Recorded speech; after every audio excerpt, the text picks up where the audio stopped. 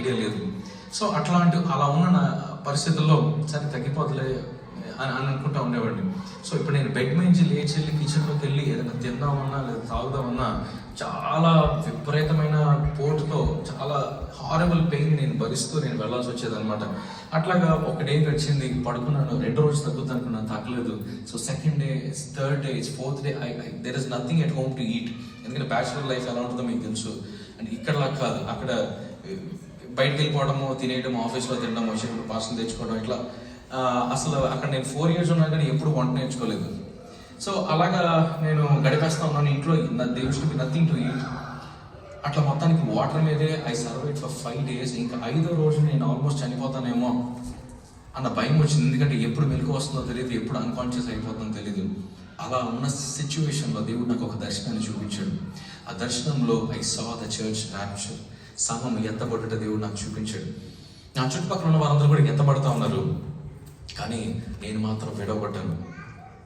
ఎప్పుడైతే ఇది తెలిసిందో, ఎందుకంటే ఎన్నోసార్లు నేను మా నాన్నగారు మెసేజెస్ విన్నాను, విడవబడిన వారి స్థితి ఎలా ఉంటుందో, నిత్య నరకం ఎలా ఉంటుందో, శిక్ష ఎలా ఉంటుందో నేను విన్నాను. కనుక ప్రభువా నాకు అట్లాంటి భవిష్యత్తు వద్దయ్యా, అట్లాంటి జీవితం వద్దయ్యా అని దేవుని పదే పదే అడుగుతూ, ప్రాధేయపడుతూ, ఏడుస్తూ పశ్చాత్తాపడుతున్నాడు. కానీ ఒకసారి ఆఖరి సమయం వచ్చిన తర్వాత ఎంత పశ్చాత్తాపడినా ఇట్స్ ఆల్రెడీ టూ లేట్.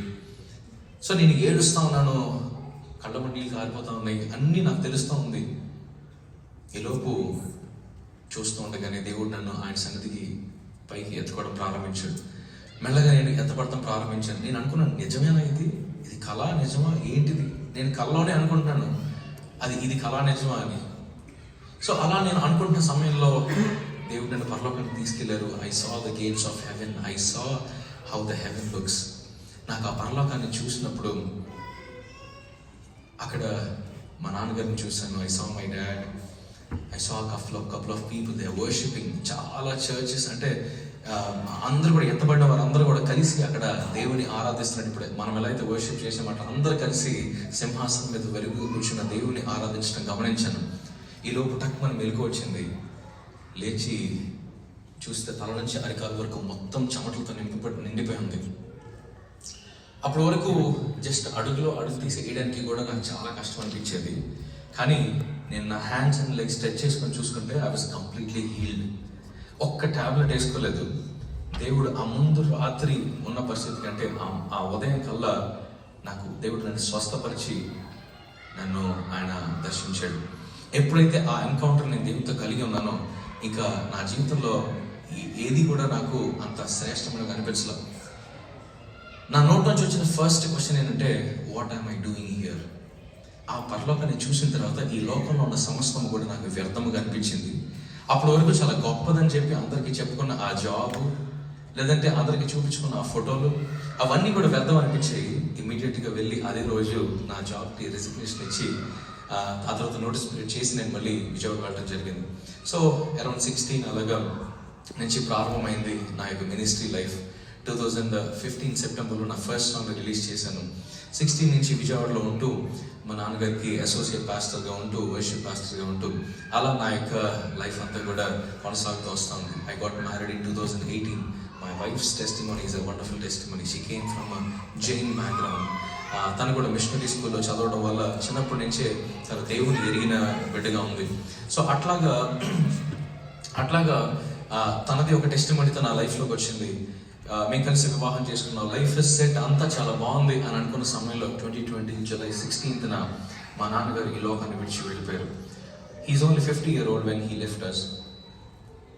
అప్పటి వరకు ప్రతి విషయం మీద ఆయన మీద డిపెండ్ అయ్యేవాళ్ళం. ఏ డెసిషన్ అయినా డాడీయే, ఏ డబ్బులు కావాలన్నా డాడీయే, ఏ మ్యూజిక్ ప్రొడక్షన్ అయినా డాడీయే, ఏ డెసిషన్ కావాలన్నా ఏం కావాలన్నా డాడీ డాడీ డాడీ అంటూ ఉండేవాడిని. కానీ ఒక్కసారి ఎప్పుడైతే నా లైఫ్లోంచి ఆ పార్ట్ ఆ రోలే లేకుండా పోయిందో ఒక్కసారి నా లైఫ్ అంతా కూడా షాటర్ అయిపోయినట్టు అనిపించింది. ఆనుకోవడానికి ఒక షోల్డర్ లేదు. ఎస్పెషల్లీ అది పాండమిక్ సీజన్ అవడం వల్ల there were nobody to come and console us. ఆ టైంలో మాతో మా బంధువులు లేరు, మా స్నేహితులు లేరు, నాకు సంబంధించిన వారు ఎవరు లేరు. My church stood with me. We did not cook for almost 4 months. మా చర్చ్ ప్రతిరోజు కూడా ఒక్కొక్క రోజు ఒక్కొక్క ఫ్యామిలీ వారు కుక్ చేసుకుని వచ్చి దే ఫెడ్ us. మేము తినమంటే మేము ఏడుస్తామంటే వారు మమ్మల్ని లేపి తినిపించి మమ్మల్ని ఆదుకొని మమ్మల్ని బలపరిచారు. ఈ రోజున I was here only because of my church. ఈ రోజున we need to be as a fellowship, as a church, దేవుని బిడ్డలుగా, దేవుని సంఘముగా, దేవుని సహవాసముగా we need to stand for each other. ఆ రోజు వారు నాతో ఉండకపోయినంటే నా లైఫ్ ఎటు వెళ్ళి ఉండేదో నాకే తెలియదు. నేను ఏ డ్రగ్ అడిక్ట్ అయిపోవడనో, ఏ ఆల్కహాలిక్ అయిపోవడనో, ఎట్లా అయిపోయేది నా జీవితం నాకే తెలియదు. అలా ఉన్న అంధకార జీవితంగా ఉన్న నా జీవితము నేను దేవుని అడుగుతున్నాను, ప్రభా, I was completely dependent on my dad. I don't know what to do, how to start, what to preach. ఎందుకంటే మా డాడీకి చాలా ఇంట్రెస్ట్ మినిస్ట్రీ. ఒక సండే 2 మెసేజ్లు ఉండే 2 మెసేజ్లు ఆయన ప్రీచ్ చేస్తారు, 4 సర్వీసెస్ ఉంటే 4 సర్వీసెస్ ఆయన ప్రీచ్ చేస్తారు. సో అట్లా నాకు అసలు ఎలా ప్రీచ్ చేయాలో కూడా తెలియదు. ప్రభా, నాకు సహాయం చేయ ప్రభా. నేను దేవుని అడిగినప్పుడు దేవుడు నాతో మాట్లాడడం ప్రారంభించాడు. మా నాన్నగారు చనిపోయిన 4 మంత్స్ వరకు, 4 to 5 మంత్స్ వరకు మేము చర్చ్లోనే ఉన్నాం. చర్చ్ పక్కన కింద హాల్ అంటే ఆ రూమ్లో ఉండేవాళ్ళము. Monday to Saturday, Sunday church services చూసుకునేవాడిని. మండే టు సాటర్డే నేను మార్నింగ్ టు నైట్ వెళ్ళి చర్చ్లో ఒంటరిగా సమయాన్ని గడిపేవాడిని. I used to pray, I used to spend time with God, I used to beg God, ప్రభా నాతో మాట్లాడి, నాకు వాక్యాన్ని నేర్పించయ్యా, నాకు నీ జ్ఞానం కావాలయ్యా. ఎందుకంటే when a leadership changes, a lot of people doesn't like that. అందులో ఒక జనరేషనల్ గ్యాప్ వచ్చినప్పుడు ఒక 35 years ఎక్స్పీరియన్స్డ్ పాస్టర్ చెప్పే వాక్యానికి అప్పుడే నిలబడి వాక్యం చెప్పే వ్యక్తికి చాలా డిఫరెన్స్ ఉంటుంది. సంఘం చెదిరిపోకూడదు, చర్చ్ స్కాటర్ అవ్వకూడదు, ఎలాంటి డిస్టర్బెన్సెస్ జరగకూడదు అని చెప్పి నేను దేవుని సన్నిధిలో ప్రార్థిస్తా ఉన్నాను. మా నాన్నగారు చనిపోయిన తర్వాత డెత్ సర్టిఫికేట్ వస్తుంది కదా, అది పట్టుకొని బ్యాంక్ అకౌంట్స్కి వెళ్ళి క్లోజ్ చేద్దాము, ఏమైనా సేవింగ్స్ ఉన్నాయేమో చూద్దామని చూస్తే అన్ని బ్యాంక్ అకౌంట్స్లోనూ కూడా బిలో 1000 ఉంది. మా నాన్నగారికి ఎప్పుడు ఒక డిజైర్ ఉండేది ఏంటంటే, మాతో చెప్పేవాళ్ళు స్ట్రైట్గా, దేవుడు నన్ను నమ్మి నా చేతికి ఇచ్చిన ఏది కూడా నేను వ్యర్థపరచను. నేను ఆస్తిలాగా నీకేమి ఇవ్వను, నీకు క్రీస్తుని మాత్రమే ఇస్తాను, నీకేమి ఇవ్వట్లేదు. నేను ఎలా అయితే దేవుని మీద డిపెండ్ అయ్యానో నువ్వు కూడా అలాగే దేవుని మీద డిపెండ్ అవ్వాలి. We own 3 churches in Vijayawada, but we don't have our own house. ఆయన అన్నారు, నా ఎనర్జీ ఎలా అయితే 0 అయిపోద్దో నా బ్యాంక్ బ్యాలెన్స్ కూడా 0 అయిపోవాలి నేను పోయే సమయానికి అన్నారు. అంటే నేను ఏదో పెద్దోళ్ళే చేస్తాం అంటున్నారు అని అనుకునేవాడిని. కానీ నిజానికి ఆయన నిజంగా వెళ్ళిపోయే సమయానికి ఆ లాక్డౌన్ పీరియడ్లో ఆయన చేసిన చారిటీ కానీ, ఆయన హెల్ప్ చేసిన మనుషులు కానీ, పాస్టర్స్ కానీ, కొంచెం ఆయన హాస్పిటల్స్ బిల్స్ కానీ, ఇవన్నీ క్యాలిక్యులేట్ చేసుకుంటే ఆల్ ద బ్యాంక్ అకౌంట్స్ 0. నేను దేవుడిని అడుగుతూ ఉన్నాను, ప్రభా నాకు ఒక హోప్ కూడా ఇవ్వవా, ఐ షుడ్ స్టార్ట్ విత్ 0. నన్ను నమ్మి వచ్చిన నా భార్యను అలా చూసుకోవాలి, చర్చ్ని అలా నడిపించాలి, ఈ 0 బ్యాలెన్స్తో నేను ఎలా కొనసాగాలి. ఒకటి నా డాడ్ లేరనే ఒక ఇది, రెండవది ముందడుగు వేయాలంటే భయంగా ఉంది. ఇలా అనుకుంటున్న సమయంలో స్లోగా కొందరు they started informing us that we owe them some amount. So అట్లా కొంతమంది వస్తూ, పాస్టర్ గారి ఇంత ఇవ్వాలండి, పాస్టర్ గారు ఇంత ఇవ్వాలి, ఇంత అన్నీ రాసుకుంటే it's 27 lakhs. It's not 0, it's minus 27 lakhs. I had to start my ministry from at the age of 28. ఎలాంటి హోప్ లేదు, ఒక్క దేవుని మీద ఆధారపడ్డాను. ప్రభా నాకు నువ్వే తోడు. ఆదివారం లేచి ఇలా నిలబడి సేవని చెప్తామంటే నేను డబ్బులు ఇవ్వాల్సిన అక్కడ కూర్చునేవాళ్ళు. నేను విశ్వాసం గురించి ఎలా మాట్లాడాలి, దేవుడు చేయగలడని ఎలా మాట్లాడాలి, నాకు అది నచ్చేది కదా. దేవుని అడిగేవాడిని, ప్రభా ఇది I don't want to do this. నేను వాళ్ళకి ఇమ్మీడియట్గా ఇచ్చేయాలి. నాకు ఇట్లా అన్కంఫర్టబుల్గా ఉండి సగం నేను మాటలో చెప్పింది క్రియలో చేయలేకుండా అలా నాకొద్దు అని చెప్పి నేను దేవుని అడుగుతూ ఉంటే ఇన్ లెస్ దెన్ 1 year దేవుడు మొత్తం డెట్ అంతా కూడా క్లియర్ చేసేలా సహాయం చేశాడు. అలానే ఎవ్రీ ఇయర్ అంత జనరేట్ అవుతుందా కాదు, ఏ కాలానికి తగినట్టుగా ఆ కాలానికి దేవుడు మనకి సమకూరుస్తాడు.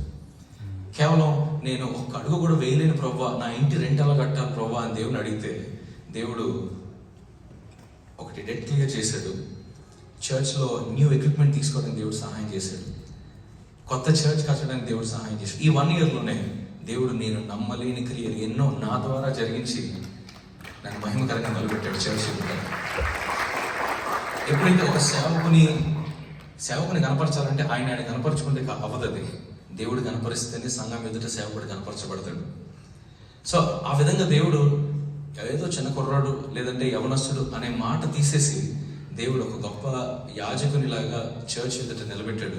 ఈ రోజున చిన్న వాళ్ళ దగ్గర నుంచి ఎల్డర్స్ వరకు కూడా, మా నాన్నగారు చర్చ్ స్టార్ట్ చేసిన దగ్గర నుంచి ఉన్నవారు కూడా అందరూ నన్ను రెస్పెక్ట్ చేస్తూ దేవుని ఆత్మ, దేవుని సన్నిధి నాతో ఉందని వారు నమ్ముతున్నారు. కనుక ఈ రోజున సంఘం చెదిరిపోలేదు, కానీ ఇంకా అనేక మంది కొత్త ఆత్మలు, కొత్త కుటుంబాలు సంఘంలో చేర్చబడటం ప్రారంభించాయి. ఈ రోజున చర్చ్ 3 చర్చ్ బ్రాంచెస్ ఉన్నాయి. 3 చర్చ్ బ్రాంచెస్ ఓవర్ఫ్లో అయిపోతున్నాయి. అక్కడ ఏం చేయాలో అర్థం కావట్లేదు. బయటికి వెళ్ళి ఏదైనా ఒక ప్రాపర్టీ తీసుకుందాం అంటేనేమో అది కోట్లలో ఉంది.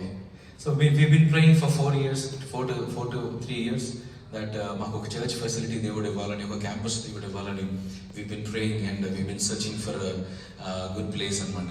సో ఆ రోజున అనాథగా నిలబడిన నేను ఈ రోజున చర్చ్లో అనేక మందికి దీవెనకరంగా దేవుడు ఉంచాడు. ఎంతోమంది స్టూడెంట్స్కి స్కూల్ ఫీ మేము పే చేస్తాము, కాలేజ్ సపోర్ట్ చేస్తాము, అలాగే విడోస్ కానీ, ఆర్ఫనేజెస్ కానీ, సో లెప్రసీ కానీ, ఎప్పుడు కూడా ఏదో ఒక అవుట్రీచ్ మినిస్ట్రీ దేవుడు మా ద్వారా జరిగిస్తూనే ఉంటాడు. ఈ రోజున దేవుడు ఇలాగ నిలబెట్టాడంటే సమస్త మహిమ ఘనత దేవునికి చెల్లును గాక. మీకోసం నేను ఒక జస్ట్ విజన్ కార్డ్స్ తీసుకొచ్చాను. If someone can distribute that, ఎవరైనా పిల్లలు ఉంటే దే కెన్. నా జీవితంలో చాలా హెల్ప్ అయిన ఈ యొక్క విజన్ కార్డ్స్ని మీకు ఇవ్వాలని ఆశపడుతున్నాను. ఈ ఇయర్ స్టార్టింగ్లో, ఇయర్ బిగినింగ్లో మేము what we practised, I just bought it to you. So నేను మీకు ఒక బుక్ మార్క్ని తీసుకొచ్చాను. ఈ బుక్ మార్క్లో 7 బ్రేక్ త్రూస్ అనే టైటిల్తో మన కుటుంబంలో ఏ బ్రేక్ త్రూస్ మనకి అవసరమో వాటిని ఇక్కడ మెన్షన్ చేయడం జరిగింది. The first one is new opportunities, peace in family, healing and protection, deliverance from sin, and faith and holiness, financial breakthrough, quiet time with God. వీటిలో ఏదో ఒకటి మన కుటుంబంలో ల్యాక్ అయి ఉంటుంది. అందుకని మీరు దీన్ని బుక్ మార్క్గా పెట్టుకున్నప్పుడు ఏదైతే మన జీవితంలో ల్యాక్ అయిందో దాన్ని టిక్ చేసుకుని దాని నిమిత్తం ప్రార్థించడం ప్రారంభించండి. అలాగే దాని కింద ఐ మెన్షన్ విజన్ 2025, అంటే ఈ ఇయర్లో దేవుడు మీ జీవితంలో ఏ కార్యాన్ని చేయాలని మీరు ఆశపడుతున్నారు, ఎదురు చూస్తున్నారు, దాన్ని మీరు రాసుకున్నట్లయితే కనుక మీరు ఎప్పుడు బైబిల్ ఓపెన్ చేసినా కానీ ఈ కార్డు మీకు కనిపించినప్పుడు ఒక్క నిమిషం దీనికోసం ప్రార్థన చేయొచ్చు. అండ్ ఇంకా క్రమంగా చెప్పాలంటే కనుక లెంట్ సీజన్ స్టార్ట్ అయింది. ఈస్టర్ వరకు మీరు ఒక టైం పెట్టుకొని ఈ యొక్క ప్రేయర్ రిక్వెస్ట్ నిమిత్తము మీరు ప్రతిరోజు కూడా ఉదయకాల సమయంలో లేచి మీరు ప్రార్థించగలిగితే కనుక తప్పకుండా ఈస్టర్ టైం కల్లా దేవుడు మీ జీవితంలో ఆ కార్యాన్ని మీ జీవితంలో నెరవేర్చును గాక. Amen. So just believe and